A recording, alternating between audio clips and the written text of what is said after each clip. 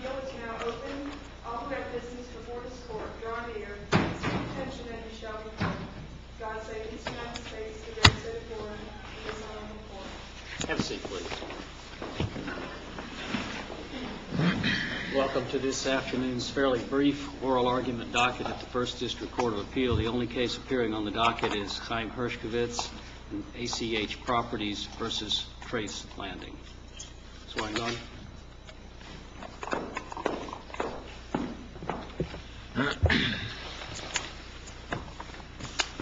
May it please the Court, my name is Jennifer Weingartner, and I'm here on behalf of the appellant, ACH Properties and Chaim Hershkowits. Your Honors, appellants seek reversal of the trial court's orders or order on competing motions for summary judgment arising out of a relationship, a commercial relationship between a landlord and a tenant for some commercial property in downtown Tallahassee. So there were cross motions? There were cross motions for summary judgment. The appellants in this case... So does that mean that neither party is in a position to argue that there's any dispute of material facts? No, Your Honor. The cross motions for summary judgment were on different claims. The appellants in this case filed a counterclaim for rescission of the contract and presented evidence in support of rescission of the contract. There was a response to that motion for summary judgment that did not raise any material issues of fact for rescission. The appellees, the landlords, filed a motion for summary judgment seeking recovery under Chapter 83 for nonpayment of rent. And the issue is going to revolve around whether the actual written contract or the written lease in this case governs the parties' relationship. What happened in this case was the appellee, the landlord, prepared a lease that clearly provided that the lease itself would be triggered and in effect upon the delivery of an occupancy permit. In this case, no occupancy permit was ever delivered. Well, I wanted to ask you about that. The building had already been constructed, right? Correct. And if some rehabilitation was done. Some internal rehabilitation, correct. All right, now how does that work? Don't you, if you already, they already had a certificate of occupancy, right? They did not present a certificate of occupancy. What they presented was a certificate of completion of the internal or the interior building, a build-out for use of the property. It was a dilapidated building. Well, isn't that all you get if you remodel? Not necessarily. It would have to go through the zoning process. And, in fact, the city zoning ordinances required that there be a certain number of off-street parking available for this particular space. There is absolutely no off-street parking for this particular space. Well, did you exercise any of your remedies in Clause 12 of Paragraph 4 of the lease concerning the occupancy permit? And not you, but your client.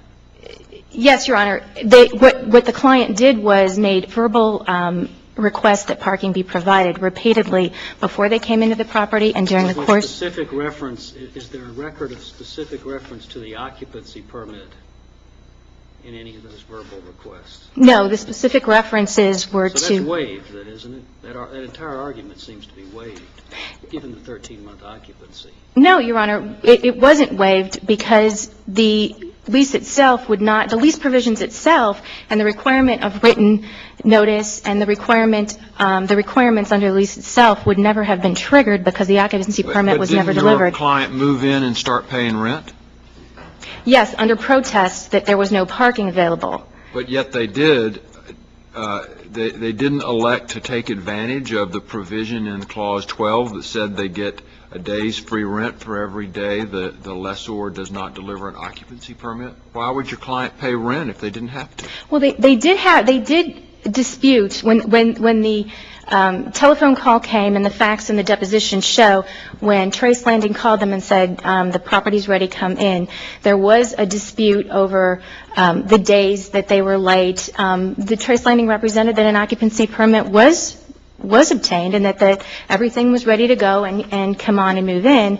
And during that period of time, prior to that period of time, and after that period of time, the issue of parking was always in dispute. This lease gives your client the right to receive the occupancy permit, failing which gets $20,000 back plus a penalty.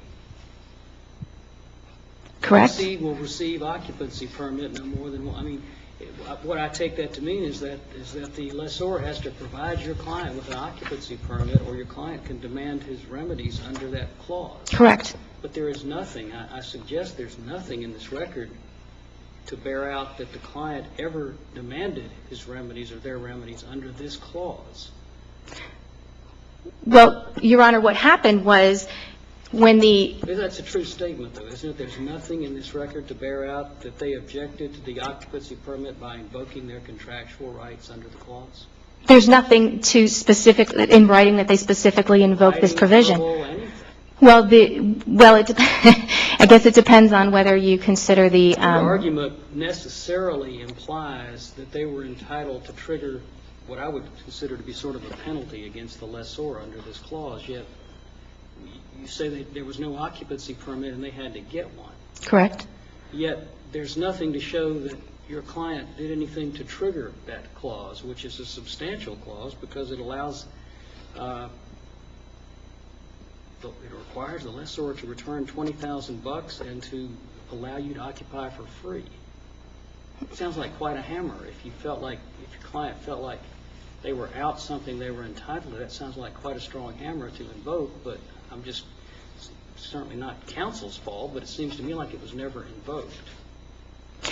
Well, perhaps it was never invoked in any kind of written proceeding, but any kind of meaningful proceeding. Well, the occupancy of the property was always under protest and always under the promises that parking was going to be delivered.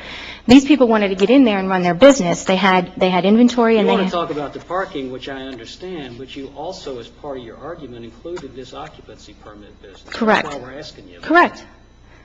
And what we're suggesting is that it's hard to see how that issue remains with your client never having invoked their rights to that. Invoke their rights under the provisions of the lease, which in fact... Exactly right. Right, which in fact it is our position that the lease itself, the provisions of the lease do not govern. These parties had a landlord-tenant relationship, and perhaps the Trace Landing could recover under quantum merit or under some other equitable provisions to get rent for the period of time that ANCH occupied the property. But the lease itself and the provisions and the requirements and the notice requirements under the lease would never have been triggered or were not triggered until that occupancy permit was delivered. The lease itself... So you don't concede that your client, through their actions, waived that? Absolutely not. You didn't insist on a $20,000 set-off to the stipulated judgment that you entered into, did you? No, the stipulated judgment that we entered into was for the damages after the liability was determined by the trial court. The Trace Landing was asking for more than $500,000 in damages. You didn't ask for a set-off for all these days of free rent, which in theory would be every day. Your Honor, the set-off for the days of free rent was actually an issue between the parties. And when that happened, when Trace Landing called and said, okay, the property's ready, come and move in, ANCH made an issue about the days of free rent, and you guys are late getting this property ready, and they had verbal conversations, and they resolved that verbally and came to an agreement and resolved that issue. And there was some set-off at that point made, which in fact goes back to the argument and goes back to the position that these parties dealt with their disputes verbally. They resolved their problems under the lease all along during the course of their relationship verbally. When there was a... Now, it's your position that the lease contemplated that the landlord would furnish parking? Correct. Right? Why is the language about parking, the parking lot, struck through? The language about the parking lot is struck through as a maintenance provision. The lease itself says that the certain maintenance and repairs will be made by the landlord, and that includes the roof. And they struck through the parking lot as interpreted by ANCH as that the landlord is not going to maintain or repair the parking lot. You have to remember that Trace Landing itself prepared this lease and drafted this lease, so if there's any ambiguity in the lease or any misunderstanding in the lease, it needs to be construed against Trace Landing. There's no proof here that Trace Landing struck through the word parking. Your client's initials appear there. Correct. So the rule of construction is well and good, but you got to have an ambiguity first. Correct. I thought your argument was the contract was not ambiguous, that you were supposed to get parking. The contract is, to the extent that there is no ambiguity in the contract, it would indicate that parking is available and that the landlord is not going to make repairs to that parking or maintain the parking. To the extent that that provision is ambiguous, summary judgment could not have been granted in favor of Trace Landing. That somebody executed an affidavit saying that they were well aware there was no parking, but they had been told that the principal of the landlord corporation would negotiate for parking. What the testimony and the evidence in the record shows is that parking was promised all along. And when ANCH, when the property manager or the store manager and the owner questioned and said, I thought there was parking here, why isn't there any parking here? The president of Trace Landing repeatedly said, I'm getting it, I'm getting it, I'm getting it. And that testimony and that factual evidence supports the provision under the lease that parking was going to be provided. He promised, he never said, the president of Trace Landing, the landlord never said, well, the lease doesn't provide parking, I don't have to get that for you. The landlord said, I'm getting it, just hold tight, be patient, I'm getting it, confirming that parking was going to be provided under that lease, and just hold tight, it's coming. The interesting thing is that the evidence in the summary judgment evidence does not negate any of that. Trace Landing does not come forward with any evidence, any affidavits, any depositions, any testimony or evidence that negates that parking was going to be provided. Everything that we've presented and ANCH has presented would support that parking was a part of this lease and going to be provided. The only affidavit evidence in support of Trace Landing's summary judgment is the affidavit of its president, its current president. Do we know which parcels they were looking at for parking? There is parking in the adjacent parcel to the building itself, and in a parcel directly behind the building itself. Trace Landing, the landlord's property manager, testified in his deposition that he assumed parking went and was provided with this building, and even after this lawsuit was filed, was telling his potential tenants that definitely parking is available. So everybody understood that parking was available in this case. Everybody understood that parking went along with the lease of this building, even Trace Landing's own property manager. And because So there are multiple tenants? There's one tenant in this building. Are there other properties owned by Trace Landing, Inc.? I'm sure there are other properties owned by Trace Landing, Inc., yes, not on this particular parcel. I mean, it seems unusual that the tenants would be responsible to keep up the parking lot. Well, perhaps that's why they struck the maintenance provision in the lease, that they wanted they wanted the tenants to provide maintenance. And as our client, Chaim Hershkowits, testified in his deposition, he understood that to mean that the landlord was just cheap and he just didn't want to provide maintenance and repairs to the parking. You're down to about 2.5 minutes. You didn't reserve any time for rebuttal if you'd like some. Yes, Your Honor, I would like to reserve the remainder of my time for rebuttal.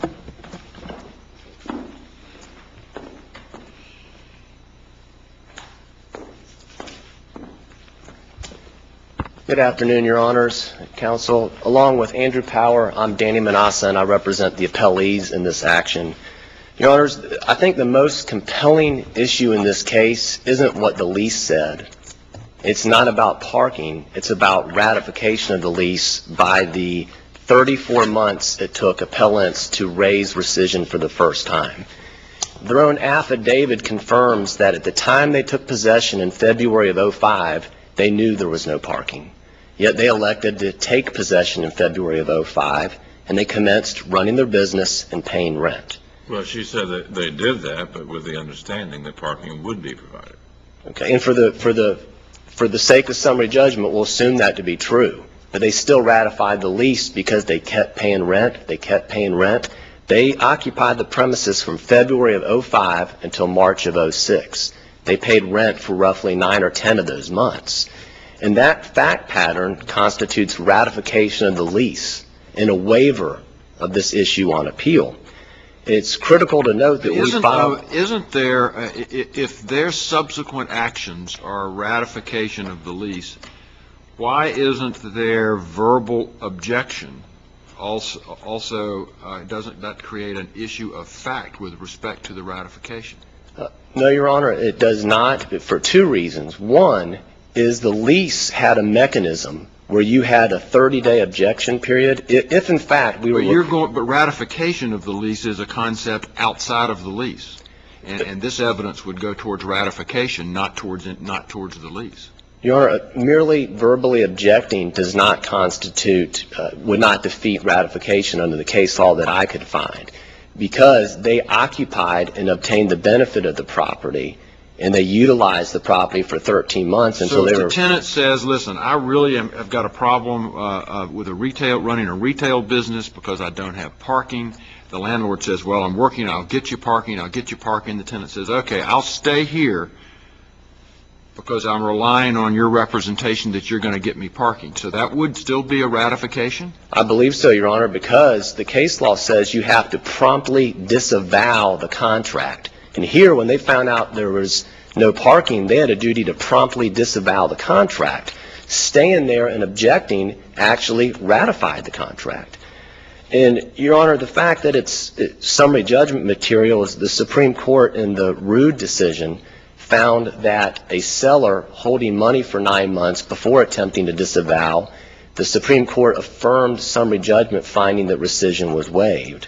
And I think the case that is right on point is the Morris decision, which dealt with lack of parking. There, the party took possession with the specific lease saying that it was for a repair shop for automobiles. They applied for a use permit, and the city of Miami declined the use permit because it lacked parking.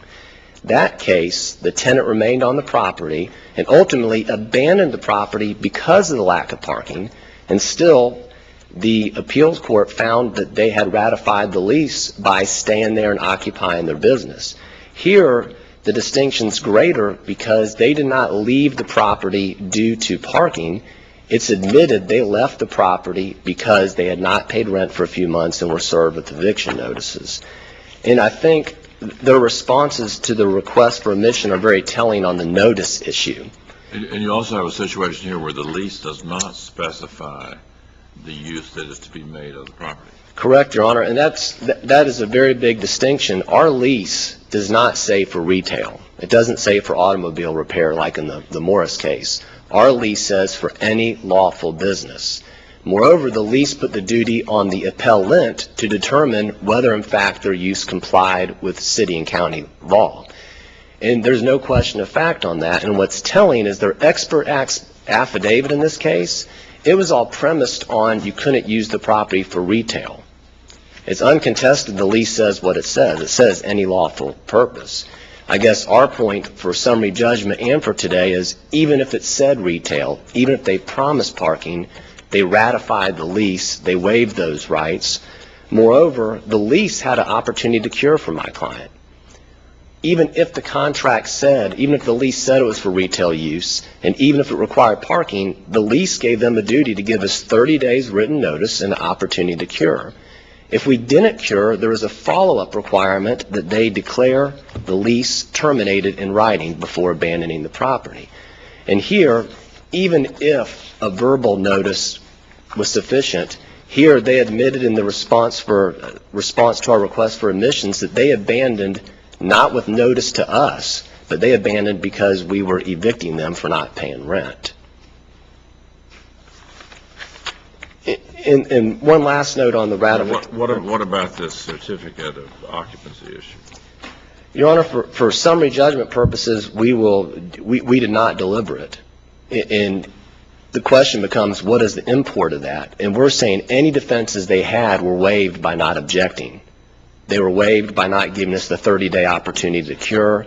They were waived by not bringing the matter up for 36 months. Well, I don't see under Section 12 where that 30-day cure applies. It seems to me Section 12 is self-operating because it simply says for every day the lessor is late, lessee will receive free rent day.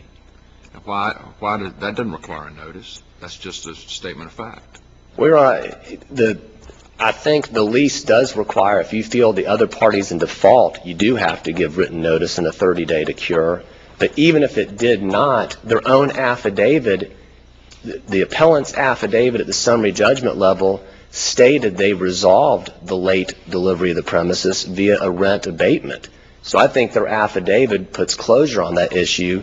They accepted the certificate of completion as final. They received, admittedly, a rent abatement by their own affidavit, and that issue became moot. And as to... So you would concede that if they had given your client 30 days notice after moving in and realizing that there's not going to be any parking, and your client had an opportunity to cure, that the appellants here could have gotten out of the lease at that point? No, sir, I'm not conceding that. But I'm saying the issue's really moot because they waived the position to say that. I'm saying they had a duty before they could even raise it in court to give the proper notice requirement. They had a duty not to stay there for 13 months. They had a duty to raise rescission prior to 36 months, and that's what's really telling here. They were served a 3-day notice for not paying rent. They were sued in March of 2006. They did not raise the defense of rescission. They did not file counterclaim for rescission. Rescission wasn't mentioned until December of 2007. That's 21 months after suit was filed, and that's 36 months after they took occupancy. And when you compare that to the other cases in our brief, the Rude decision, the Morris decision, where 9 months and 12 months were deemed enough to ratify a lease, we respectfully submit that 36 months more than waived it. And, Your Honors, I feel that we have thoroughly briefed all the other issues from our position, so if you have no other questions, we will rest. Thank you. Thank you for your time and consideration.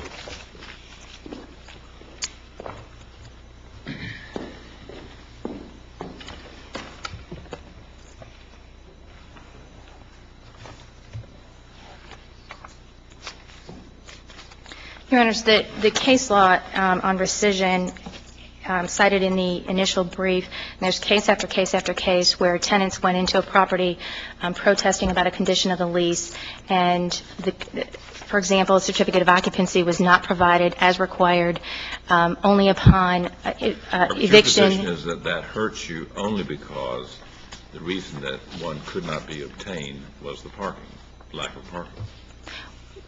How else would the certificate affect your position? The certificate of occupancy could not be obtained, yes, because it affected the parking, absolutely, Your Honor. And because of that, the property used for anything was unlawful until it had sufficient parking, whether that be by purchasing the adjacent lot or by leasing lots, which historically on this property, and we've presented evidence, the city always required. So everything boils down to the parking? Correct, Your Honor. Everything boils down to the delivery of a lawful property. Now, the affidavits don't suggest that any particular number of parking places was promised. Correct, Your Honor, because there was zero parking available. In fact, the affidavits do not say that any parking was promised. They say that they were told negotiations were underway. Correct. Presumably to comply with the law and to obtain a valid certificate of occupancy or to bring this parking lot and this building into compliance with the law. The landlord delivered a property that did not comply with the law. It did not comply with the lease. They had to deliver it. The lease was only triggered once the lawful property was delivered. No use that could be made of the property that would have been lawful? Not until parking was available, Your Honor. That's correct. Not until parking was available. And that is confirmed by the expert affidavit, and it's certainly not contradicted by the Trace Landings, anything in... So even if it had not been used as a retail space, there would have been parking requirements? There would have been, yeah, absolutely. Whether it was used as a residential or any kind of commercial, anything, sufficient number of off-street parking in the city's matrix, in the city's ordinance matrix, was required. There is no use that would require zero parking, and this particular building had zero parking. No lawful use. So, all right. Well, I think we have your position. Thank you, Your Honor. Court's adjourned.